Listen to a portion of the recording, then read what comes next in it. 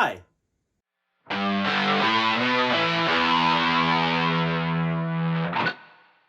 Junji Ito Maniac, Japanese Tales of the Macabre, aired a couple of weeks ago, and I haven't heard much conversation about it, so I figured I'd share some personal highlights and thoughts around my favorite episodes. This was a highly anticipated series for me as I've been reading his manga for a few years now. He's been published in Japan since the 80s, but only recently blew up here in America. I've picked up each of his US releases so far, and his work has been a huge inspiration for my work.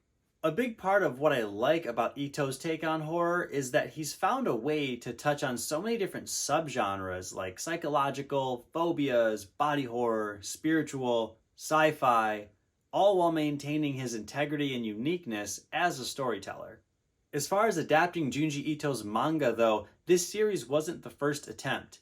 The Junji Ito collection aired back in 2018 but wasn't received well. I watched it a few months ago and thought it was faithful to the source material, a little shoddy here and there, but definitely worth checking out if you're a fan of his books.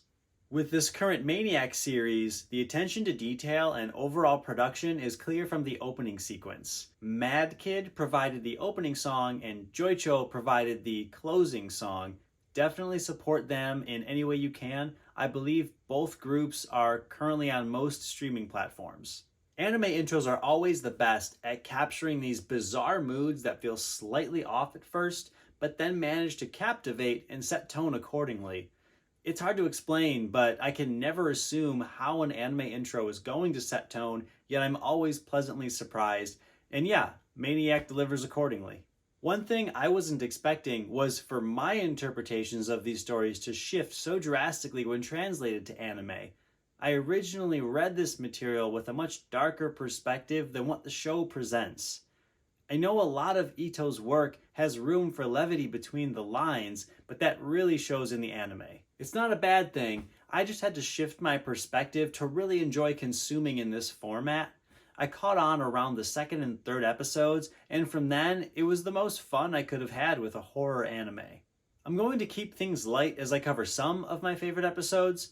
I don't want to get into any spoilers because I genuinely feel like this series deserves a viewing. Subjectively speaking, it's not the best anime I've watched, but it was a good time and I'd love to see more. So the first episode to really solidify what type of show I was watching was Ice Cream Bus. Very silly at first, but then almost immediately hits viewers with some eerily unsettling decisions from the parents of these neighborhood kids who can't seem to get enough of riding around town on the ice cream bus. What unfolds is truly horrifying, but it's presented in such a goofy way that I just needed to see more after that final scene. Another standout episode for me was Long Hair in the Attic.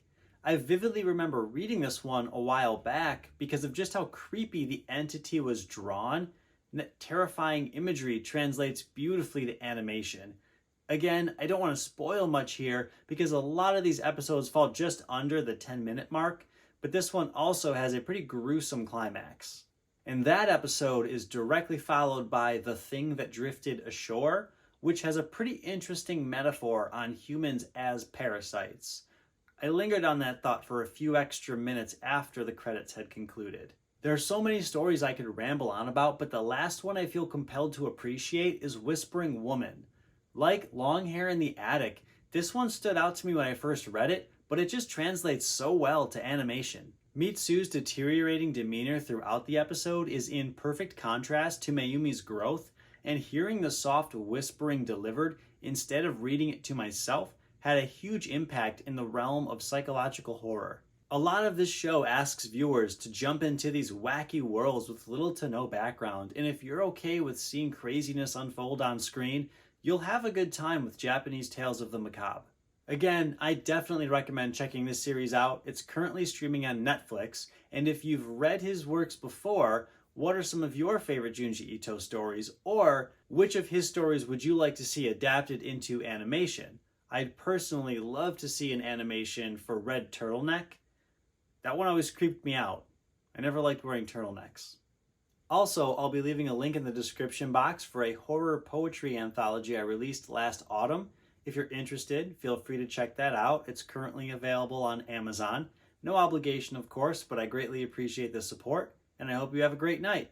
Bye!